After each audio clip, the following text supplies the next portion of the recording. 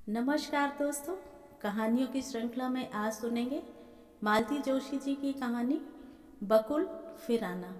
लेकिन उससे पहले मेरा आपसे विनम्र अनुरोध है कि अगर आपको मेरी कहानियाँ अच्छी लगती हैं तो मेरे चैनल को सब्सक्राइब जरूर करें, लाइक करें और अपने दोस्तों और परिचितों में शेयर भी करें।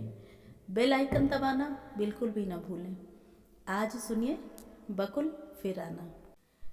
अम्मा, बाहर कोई आया है। नकुल ने आकर सूचना दी तो उनका माथा सलवटों से भर गया। पता नहीं क्या होता जा रहा है उन्हें आजकल। खुद तो घर से बाहर निकलती नहीं, पर भूले भटके कोई मिलने भी आ जाता है तो उनका दिल डूबने लगता है। घूम फिर कर फिर वही बातें। साल भर से ऊपर हो गया है, पर लोगों का मातम पुरसी का शौक अभी उतना ही ताज़ा है, जैसे कसम खा ली हो कि उन्हें कुछ भूलने नहीं देंगे। जा रही हो ना अम्मा? नकुल ने याद दिलाया। जा तो रही हूँ, पर कौन है बताओ। अब खुद ही देख लो ना जाकर, मैंने तो पहचाना नहीं। नकुल ने बेजारी से कहा और पढ़ने बैठ गया। पढ़ाई के बीच में उठना पड़े तो वैसे ही उसका दिमाग गर्म हो जाता है, पर वे क्या करें। वे निमंत्रण देने जाती हैं किसी को। नकुल ने नहीं पहचाना है तो जरूर लड़की वाले होंगे। आजकल हर दूसरे चौथे राहुल के लिए रिश्ते वाले आ जाते हैं। उन्होंने अपनी साड़ी का मुआयना किया, उठकर सलवटें ठीक की और बालों पर हाथ फेरते हुए आ गई। देखा, कुर्सी पर एक दुबली पतली सांवली सी 17-18 साल की लड़की बैठी हुई है और खिड़की से सड़क का नज़ारा देख रही है। उन्हें देखते ही वह उठ खड़ी हुई और हाथ जोड़कर बोली, माँ जी, मैं बकुल हूँ। एक तीर सा उनके कलेजे में चुभा और बिंधता ही चला गया। अनगिनत स्मृतियां बिच्छू से डंक मार गईं। साल डेढ़ साल से वे यह नाम जुबान पर नहीं लाई थी, पर उससे क्या। अंतस में तो हथौड़े सा वह निरंतर बजता ही रहता था। क्या नाम बताया तुमने? उन्होंने कुछ संभलने के बाद पूछा। नाम तो कुछ भी हो सकता है माँ जी, पर मैं आपके लिए बकुल ही हूँ। लगा जैसे ततैयों का एक झुंड उन पर टूट पड़ा हो। सांप की तरह फुफकार उठी वे। तो यह बात है, जानबूझकर बड़ी ठसक के साथ उनके पास नई बहू को भेजा गया है कि देख लो, तुमने तो कोई कसम नहीं उठा रखी थी, फिर भी हम दुल्हन ले ही आए। बकुल की उस करुण और अकाल मृत्यु पर दोनों लड़के क्रोध से पागल हो गए थे और मरने मारने पर उतर आए थे। बड़ी मुश्किल से उन्होंने समझाया था कि इससे बकुल तो लौटेगी नहीं, कचहरी के चक्कर लगाते लगाते जिंदगी चौपट हो जाएगी सो अलग। लड़के उस समय तो मान गए थे, पर उन्होंने कसम खा ली थी कि अब किसी लड़की को वे उस घर में आने नहीं देंगे। इसीलिए बिरादरी में हर कहीं वे अशोक का, उसके माता पिता का बखान कर चुके थे। जहाँ कहीं भी बात चलती, भड़क पड़ते दोनों। दोस्तों की टोली लेकर पहुंच जाते, समझा बुझाकर या धौंस दपट से रिश्ता तोड़वाकर ही मानते। पर हिंदुस्तान में लड़कियों की कमी नहीं है। वे लोग भी कम चालाक नहीं थे। ऐसे चुपके से ब्याह कर आए कि किसी को कानों कान खबर भी न हुई। अखबार में दोनों की फोटो निकली तब जाकर पता चला। सामने खड़ी लड़की को देखा और उन्हें फूल सी बकुल का आग में झुलसा विकृत चेहरा याद आ गया। मन जैसे सुलग उठा। इच्छा तो हुई कि नकुल से कहें इसे धक्के मारकर बाहर निकाल दे, पर मुंह से जहर डूबे स्वर में वह इतना ही कह पाई, तो तुम हो वह। क्या सोचकर शादी की है उस राक्षस से? माँ जी, हिंदुस्तान में लड़कियां शादी करती कहाँ हैं, वह तो हो जाती है। उन्होंने चौंक कर देखा। लड़की का चेहरा हंसमुख था, पर आंखें गहरी झील सी उदास थीं। अब उन्हें यह भी भान हुआ कि लड़की अब तक खड़ी हुई है। बैठो, उन्होंने कहा और खुद भी एक कुर्सी खींचकर बैठ गई। फिर एक लंबा मौन दोनों के बीच खिंच गया। तब उन्हें लगा कि बात अगर कुछ करनी है तो पहले उन्हीं को करनी होगी। लड़की तो बिल्कुल जरा सी है, शायद बकुल से भी छोटी। घर कहाँ है तुम्हारा? मिर्जापुर। तभी उतनी दूर इसकी काली करतूत के चर्चे नहीं पहुंचे होंगे। यहाँ तो कोई इन्हें पूछता ही नहीं था। यह बात नहीं है माँ जी, बदनामी तो जंगल में आग की तरह बड़ी जल्दी और दूर तक फैलती है। फिर क्या? उसी बदनामी के कारण तो शादी संभव हो सकी। मतलब?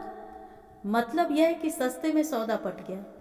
उन लोगों ने कोई मांग नहीं रखी, शादी में ज़्यादा तामझाम भी नहीं किया, न गाजे न बाजे, न भीड़ न भड़क्का, न दान न दहेज, तुरंत फुरत सब निपट गया। यूं जानबूझकर भी कोई मक्खी निगलता है। वे आवाज़ थी, हम लोग 4 बहनें हैं माँ जी, लड़की ने शांत स्वर में कहा। दोनों बड़ी बहनों को पार लगाते लगाते पिताजी का दिवाला पिट गया। नौकरी पेशा आदमी हैं बेचारे, जायदाद के नाम पर एक घर है जिसमें हम लोग रहते हैं।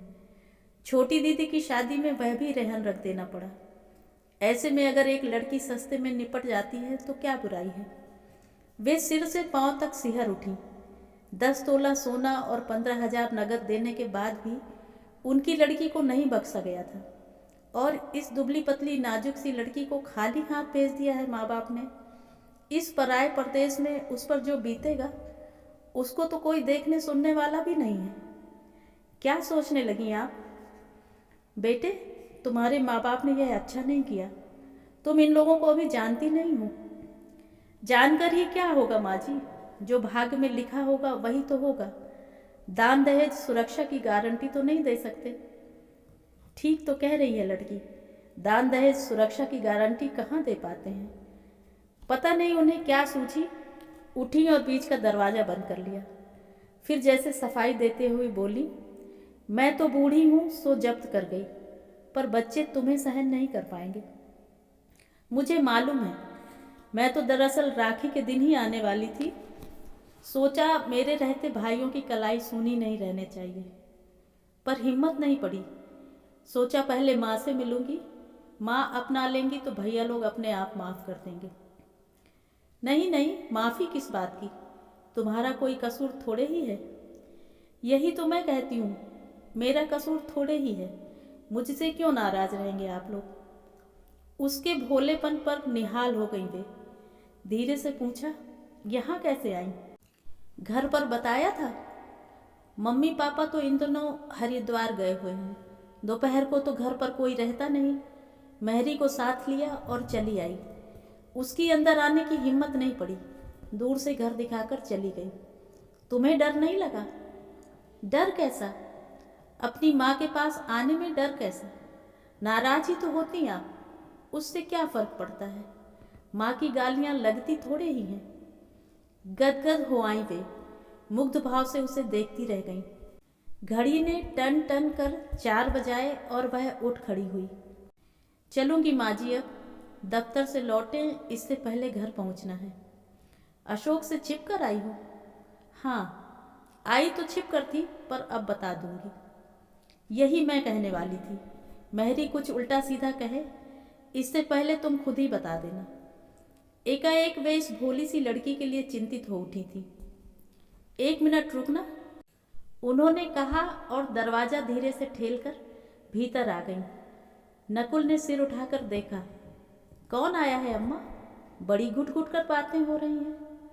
मन हुआ कि बता दें, पर जब्त कर गईं। इन लड़कों का कोई भरोसा थोड़े ही है, जरा से में उबल पड़ते हैं। बेचारी जरा सी लड़की।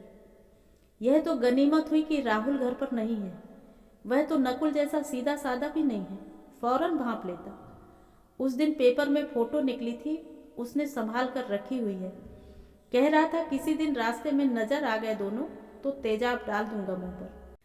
उसके दफ्तर से लौटने के पहले ही ये जा रही है, ये अच्छा ही है। वे बाहर आई तो लड़की ने पूछा, यह क्या है माँ जी? कुछ नहीं बेटे, थोड़ा सा शगुन है। पहली बार घर आई हो, मुझे माँ कहकर पुकारा है तो खाली हाथ कैसे जाने दूँ? ना माँ जी, आज नहीं। आज तो सिर्फ आपका आशीर्वाद लूँगी। जिस दिन भैया लोगों को अपने हाथ से टीका करूँगी उस दिन जो भी देंगी ले लूँगी, पर आज माफ़ करें। और वह एकदम पलट कर चल दी।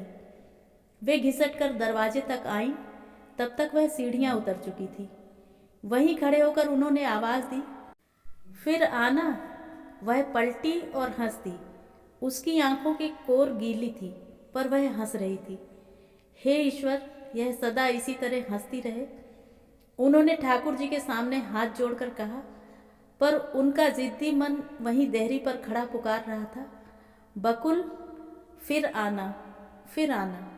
तो ये थी कहानी। कहानी आपको कैसी लगी कमेंट करके ज़रूर बताएं।